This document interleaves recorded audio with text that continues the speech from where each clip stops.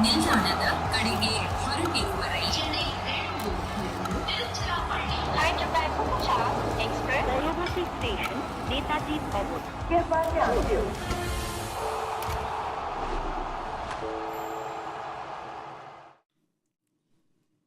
Hyderabad started their innings like they were on that bullet train, but it then later just became like a slow Bandra local to Churchgate. It kept slopping everywhere, but Gujarat got that window seat and they enjoyed the ride because they won by 38 runs.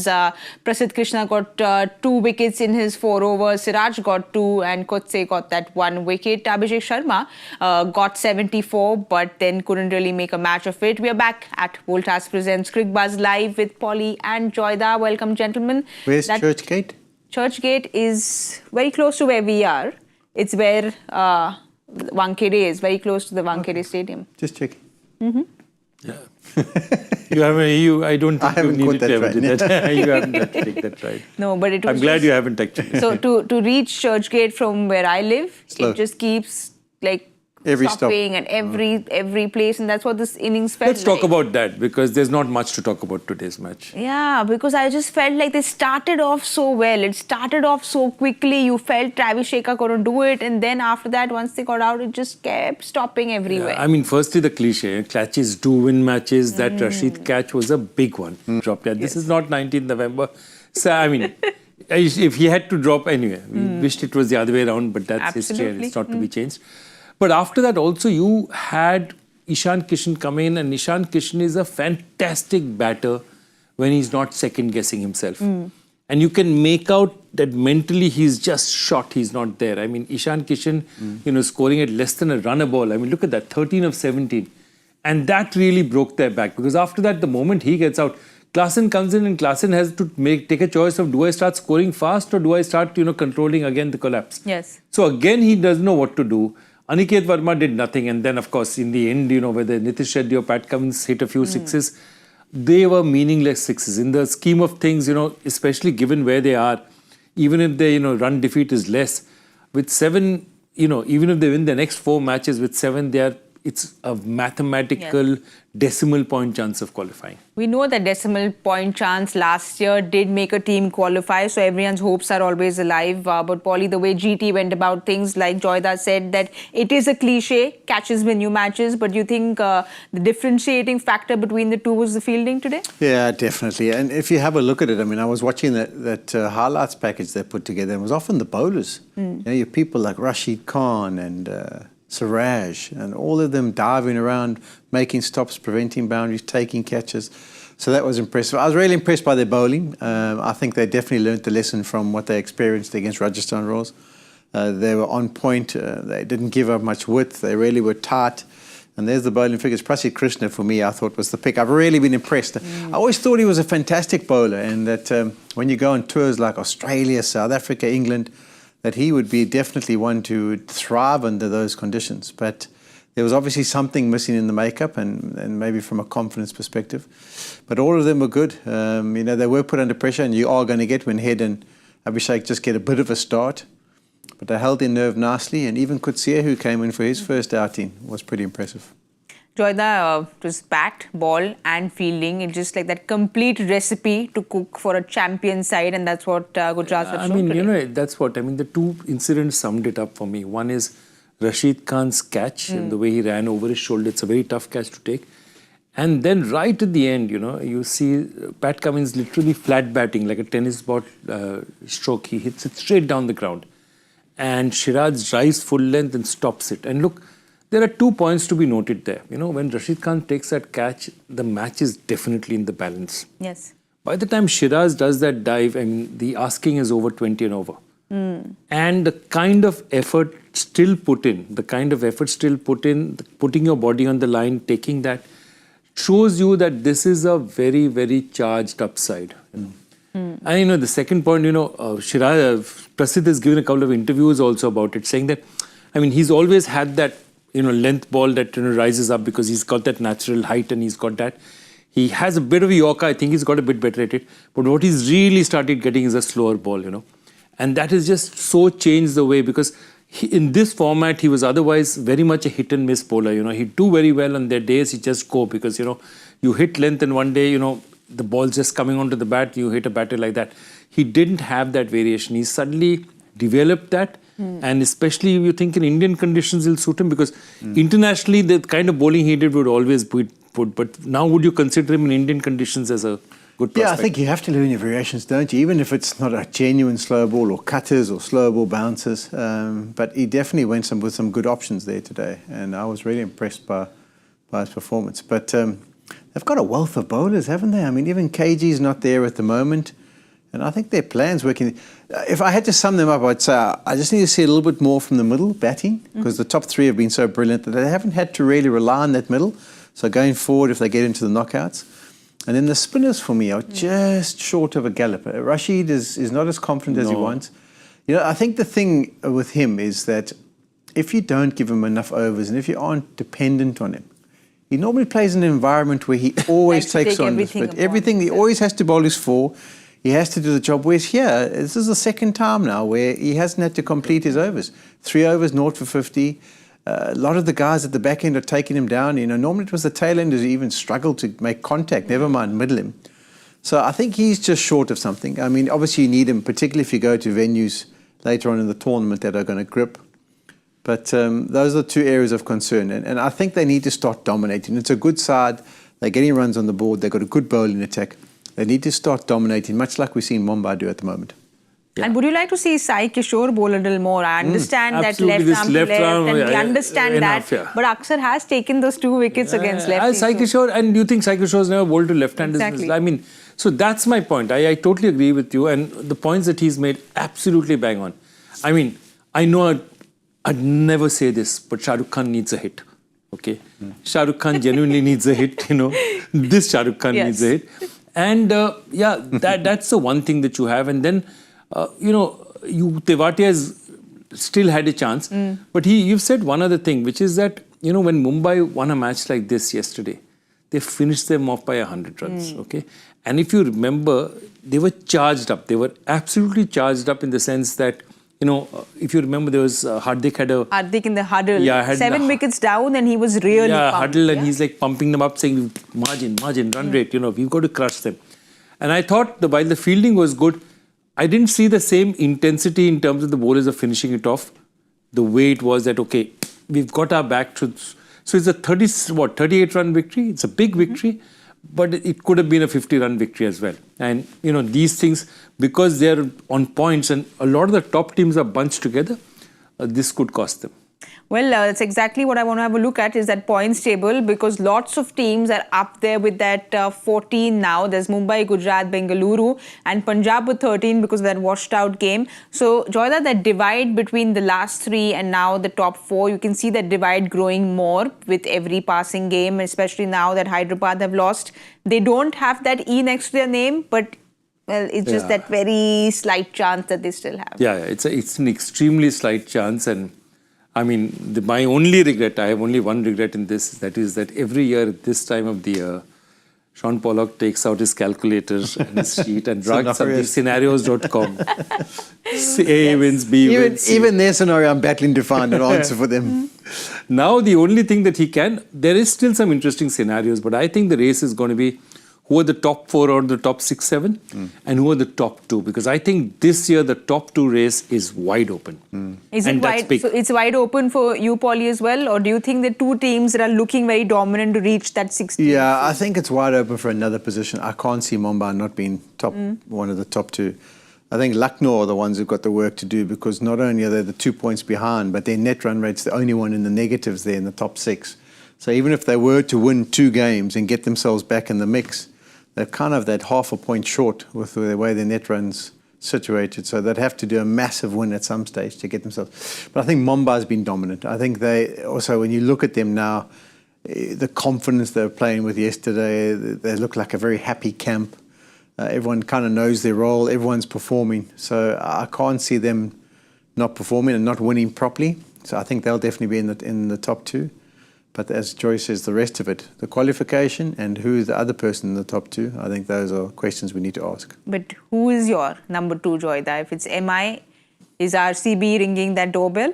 I think right now, if I had to say who's a favourite, I think it's RCB. I think Between RCB RCB and Gujarat. Between RCB and Gujarat, I see RCB fractionally ahead because I think what happens is if you're dependent on your top three, okay, and if you remember last year, it was again the top two for SRH carried them to the finals. But in big matches, if one of those guys goes, suddenly you're faced with a situation you don't have. I think Gujarat haven't faced a situation where their top two haven't fired.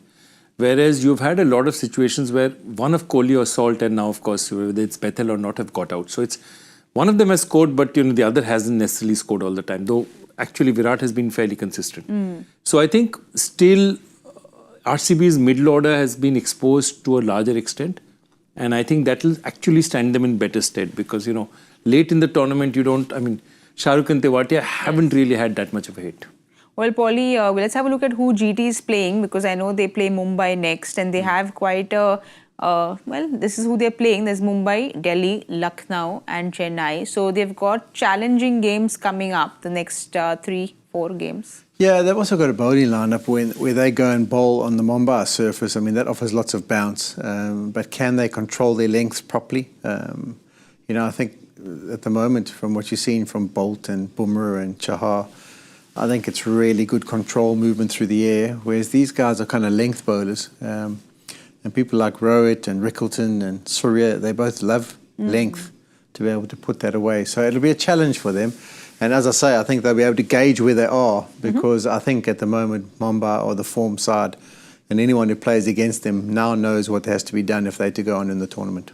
Well, Joyda, for Hyderabad then, nothing really went right for them. So when they go back to that drawing board.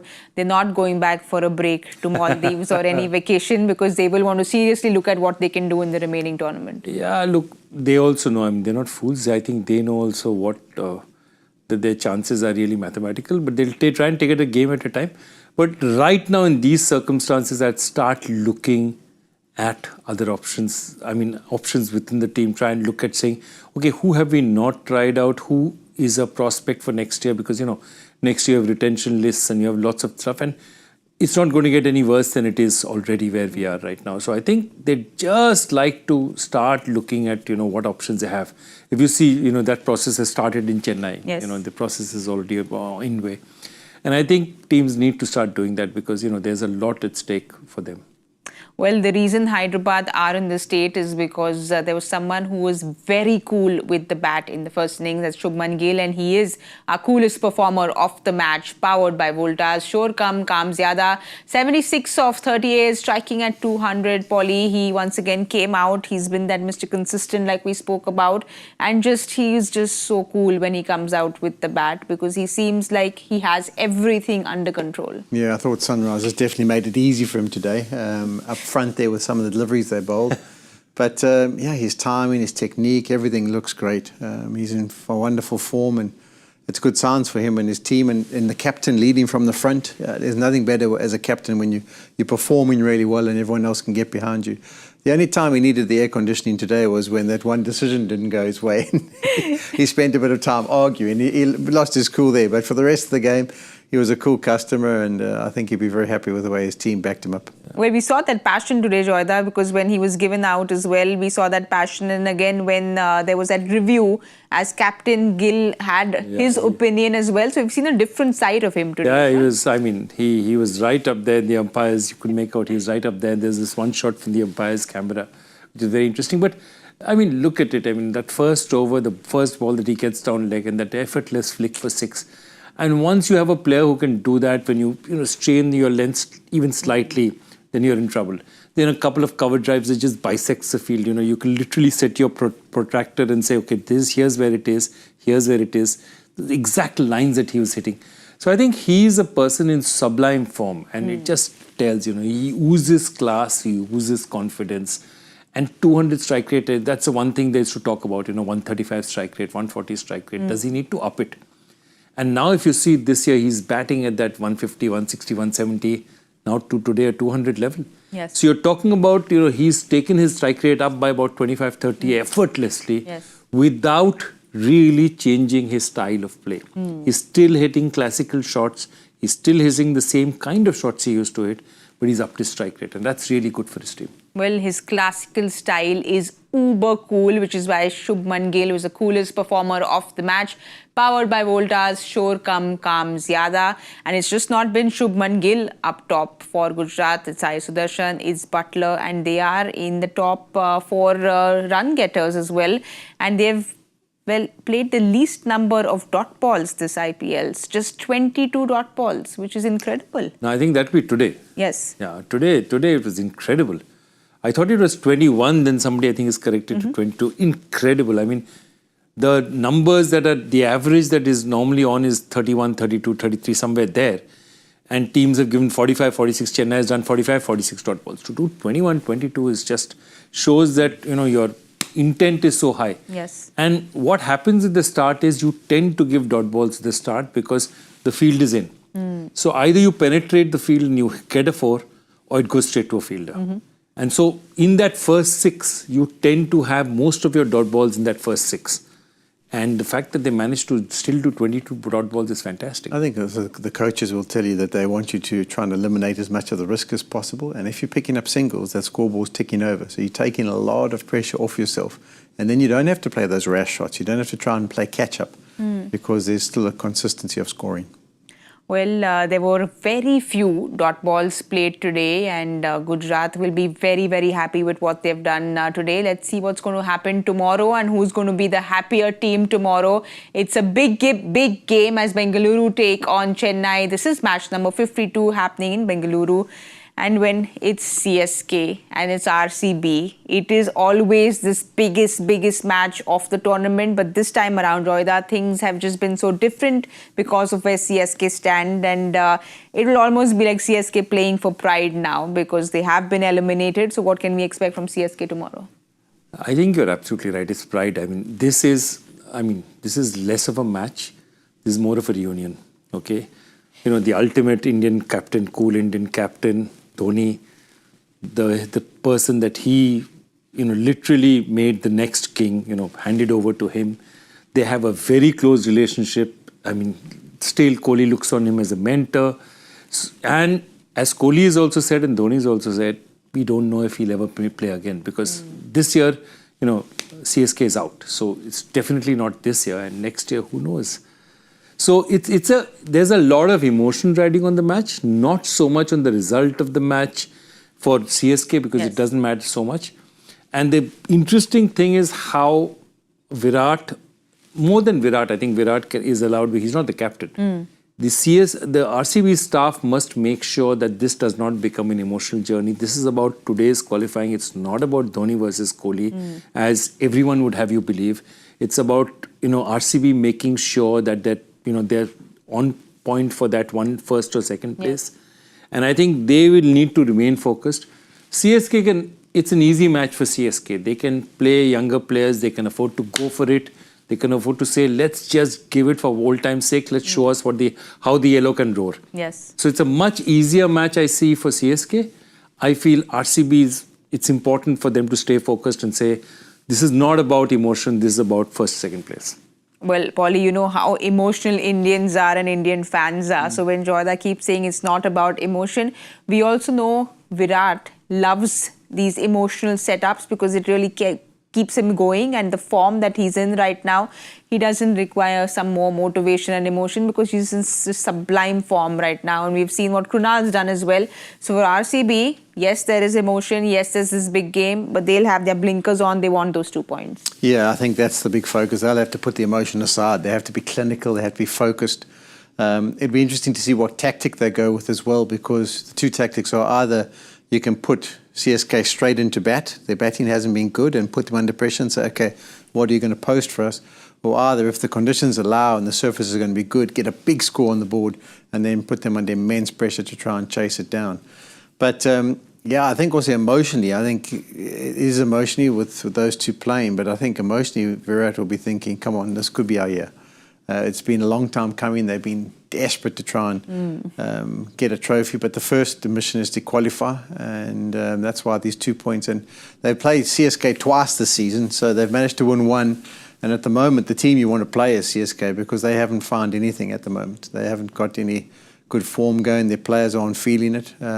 So if there's an opportunity to pick up two, you would think CSK would be the one that would be easiest to do it over. Well, RCB have never done that in history. They have never beaten CSK in one season, so they will be really wanting to do that. They've never beaten CSK at the Chebok. That's happened. They'll want to change things around, and let's have a look at their squad and see if they're going to have any changes. You think, Joyda? Absolutely. Look, Bangalore, I think this is a set side. Okay, the only thing, what are the changes they've made? They basically made sure Bethel has come in because Phil Salt is injured and Particle just said they're still not aware of Phil Salt's status, so which means expect Bethel to play. He hit a couple of six. He hit 6 last time. 2 unbelievable shots. The first 2. Yo, that was powerful. Yeah, but and they in England they really rate him. Also gives you a fair amount of left arm spin. Look, I don't see this side changing for any reason because you're now in the final run. Yes. You know, unless there's injury or there's any pressing need, I wouldn't change the side at all. What about you? Yeah, I mean, just on Salt, we don't know if he's fit or not fit. If he's fit, obvious choice to come in. I think he would. I think Bethel just had that one outing. Shepherd, I mean, I'm not too sure. He hasn't really given anything. So do they consider Livingston? It'll all go down whether they want another option from a spin perspective. But the bowlers have all been good. I mean, that's what's been the big change for me with the RCB. Everyone who stepped up, Bovey and Hazelwood at the top, Yash Dayal, and the two spinners have bowled Nasi Krunal, and so they've been okay. I think that's been the big change for me, and if they can continue to produce it, it's been the hardest ground for them has been back at home. But there's not much form coming out of the other batting lineup, so they'll feel as a bowling lineup that they've got a real opportunity here. And also just Krunal getting that form going just when they want it. And what a fantastic knock that day from Krunal. Absolutely. And look, that's the thing with Krunal. Once he gets going, he has the confidence. You bat him in a place where he thinks he's contributing to him. He can bat, he can bowl, he can field. I mean, he's a all-format player. He's extremely useful. He's a Swiss Army knife kind of player. And I really, really like what he's giving to the team. So Kunal motivated is a very different thing. What happens with a lot of teams sometimes is if you float Kunal around too much, he's not sure. Yes. You know, Kunal's basic issue is that he was used to being in that engine room for MI, you know, Pollard, him and Hardik. Now with Kunal, for a few years in Lucknow, I'm not sure he knew where he was coming into bat. And I think now again, he's comfortable with where he's in the setup. And he's fantastic for them. Well, Polly, the two positives for CSK were Brevis and Sam Curran. So they will want to find more positives. Hopefully the youngsters fire for them as well tomorrow. Yeah, I think it might be an opportunity. Brevis has had 2 goes and he's gone really well. Maybe he goes up the order just a touch and maybe Jadeja comes down. Curran, I would presume, would hold his own at that number 3 position. Ayush and Sheikh Rashid, I think they're the 2 that need to just show a bit more form and a bit of a start for them. Shiv Mandube, we haven't seen anything from Huda. We could also ask for more from him. But I think from those top 2, if you're looking for a surface that often offers up a nice pitch, it could be that tomorrow. But in saying that, the games I've seen or watched live there's been some steep bounce. I mean, if you remember Jofra Archer bowling to Kohli, it was hectic there. So that's why I'm saying it might be a real opportunity. RCB win the toss, bowl first on that kind of pitch, have them in trouble early and then never allow them to get back into the game. Actually, the one change I wouldn't mind seeing is Vansh Bedi to come in because, you know, he's a bat they really rate and, you know, in the domestic circuit he did well. Let's face it, Deepak Huda has been underwhelming this year. He's been absolutely underwhelming. And if you look at his IPL record, you know, batting average for somebody who's a batter between 16 and 18 or 20, that's where he is, really inspires no confidence. So I'd say, you know, look to the future. Yes. What are you going to do in this match? Get Vansh Bedi in. Let's see what he looks like, you know. And I'd definitely give him a chance. I'd give Brevis a chance again. The only other thing I might add there is they might decide to leave Patarana out. The reason why is that ground in Bengaluru, it can be like a little bit of a trampoline and really easy to hit straight down the ground. We've seen a lot of teams go for length bowlers now because that seems to be the more difficult delivery to deal with at that ground. And I think Nathan Ellis might be the better option for that, where you can run up, hit the length, bowl the slow balls into the surface. Patarana loves to just go full, but I think that's quite easy. It's more difficult to hit in Chennai because that kind of bounces low and can stay underneath. So we'll have to watch the space to see if they make Yeah, that that would be change. an interesting change. Your players to watch out for. Joyda, we know your track record. You always choose the players who are not in the team. So your players to I watch chose out players. I started with players who were not in the team. Then I started with players who didn't do so well. Yes. And then last couple of times I hit bullseye. And my players actually did well. So whether I'm now back on the circle choosing players who don't play tomorrow, let's see where that goes. But for Chennai, look, I think at some point in time, Shivam Dube needs to come good. He hasn't come good, and I think they really need a knockout of him. And for RCB, I think for me, Bhuvi is important up front. If he gets wickets up front, he's very dangerous for them. I'll go Josh Hazelwood. I've loved his wasn't form surprised and at all. leading wicket taker. I want to see if that can continue. And I was going to go Curran, but I think I want a promotion for Brevis. And I want him to come in at number 4 and see what he can do, because that's more like a South African surface. Yes. Very similar to what he plays in back home in Pretoria. So I think he'll quite enjoy those conditions. And who's going to trump who tomorrow if we have to pick a winner for RCB. tomorrow? That was very quick. I'm going Joyda. red. I'm going red tomorrow. I think RCB has the But if you put up the prediction games, you'll see I don't trust my predictions. I think we need to, and somebody just did well today. Congratulations. Well done. Thank you. Thank you so much. And both the gentlemen have gone with RCB. So CSK, I'm sure, if nothing, they'll want to play spoilers. They will want to get back what they lost, because they lost that game in the playoffs. And then we remember RCB celebrating, Dhoni walked off. There was all that happened because it was that last. It all fell apart since then. Yes, And yes. since then, nothing has gone right for them, if you look at it. So CSK will want to change things around. We'll wait and watch. And now let's have a look at the question you asked. I know that Harsha Bhogle got that answer. Well done, Harsha. But let's have a look at the question. Okay. There's only one test in the 21st century and one innings for India. The opening bowlers and the first change bowler were all debutants. Name all three. This was at Mohali, and the three bowlers were Harsha knows, I don't. Iqbal Siddiqui, who played one test match in his life, Tinu Yohannan, whose father was actually Asian Games gold medalist, and of course Sanjay Bangar, we all know. This versus England in Mohali in 2001. Absolutely fantastic performance. And Iqbal Siddiqui had one more interesting stat, of course, which I've asked before. He played one test, he opened the batting and opened the bowling. So it's very rare that you've had a guy play one test, open the batting, and of course he opened the batting in the second innings and he also opened the bowling. But what was the connection with today's game? Or that was just a trick question. Nothing, no connection with today. We always find some connection with you, not always. someone in the panel, some kind of connection. So it was. I've just been He sneaky stopped today. doing that. He stopped doing Yeah, that. it's just. No, otherwise I'll always be in trouble. I mean, I've become too predictable. Trouble? Well, you are in trouble because we never get any answers. Well, you are not getting found out anytime soon. But let's have a look at who got that answer and who got it quickly. Pushkar Kale, well done, Pushkar. PK is Yeah, so 0997. must be born in 97, which makes him what? 25? Yeah, 97. 25, 26. If he was born in 97, he'd only been 4 years old when that test match happened. Yeah. Don't know how they get these answers. Just don't know how you'll get it. Well done, Pushkar. Well done. But there's something that I've managed today. I know we've clapped. We again, don't need a but yeah. second applause, but I don't mind seeing that table. I just hope I've crossed over to the other side of the table. Far from it. You win and nothing really changes. Shit. It's like just ridiculous there. Me and Joy have got some work to do. Work? I think I'm just going to be fighting on that right hand side of the table. Not moving to the other side. I mean, you've got to do the Lisa way. Play and go away. I'll leave, right? Yeah, That's what I'm doing. I'm not coming back tomorrow. That's the plan. That's what I've learned. That's what he tried doing as well, because he won and then he said, I'm not coming back. Didn't help. But it didn't help. That's how it is, unless you go the Gilly way, where you come in and go up to the top, because he got 2 guesses right. He's back tomorrow. He's back tomorrow. So let's see if he maintains that number 1 I've spot. just bought a Gilly, this thing doll, which I can put pins on. So I've got one. So voodoo doll, I'll go. Sure. Oh.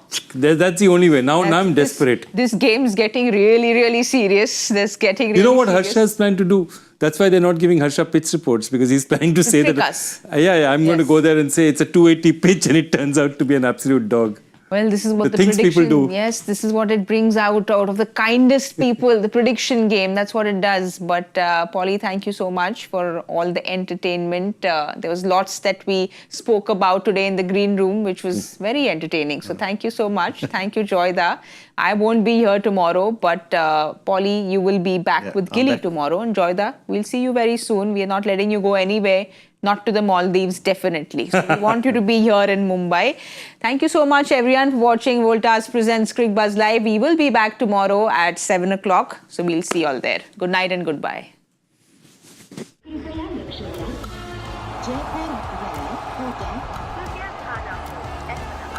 Delhi में आपका स्वागत